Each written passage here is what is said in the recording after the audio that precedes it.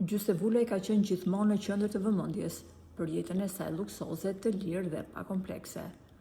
Ajo martua në një moshë shumë të brisht, vetëm 16 vjeç, por prapaskenat e jetës së saj private kanë zbuluar disa re të zeza në martesë. Flitet se pas pamjes së saj gjithmonë në superform, fshihet një xhelozi e madhe për bashkëshortin.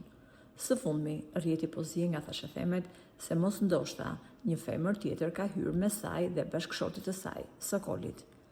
Burime pranë portaleve tregojnë se dyshimet e këngëtares kishin arritur pikën e vlimit. E frikësuar nga një tradhti e mundshme, Gjysevulej ka shfrytzuar momentin e artë. Sapo burri i saj u fut në dush, ajo ka bërë lëvizjen e rrezikshme. I ka rrëmbyer telefonin me shpejtësi dhe ka nisur të gërmojë nëpër mesazhe për të gjetur prova tradhtie. Kur u pyet në një studio televizive se çfarë do të ndodhte nëse ato dyshime që ajo kishe do dilnin të vërteta, gjystja i habiti të gjithë me ultimatumin e saj të hapur. Pa pikë dëshire për të bërë viktimën, ajo lëshoi bombën.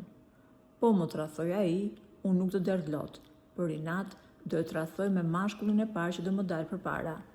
Ky mesazh i koduar, i dërguar direkt nga dritat e skenës, po interpretohet nga portali si një paralajmërim i fortë për Sokolin. Ndjekësit janë ndarë në dy grupe, disa e quajnë gjysten mbretëresh për guximin, ndërsa të tjerë thonë se kjo xhelozi mund t'i kushtojë shtrenjtë martesën e saj. Po ju, si mendoni? Për më shumë, mund të na lini mendimin tuaj në komentet poshtë videos dhe mos harroni t'i bëni subscribe kanalit ton të YouTube-it.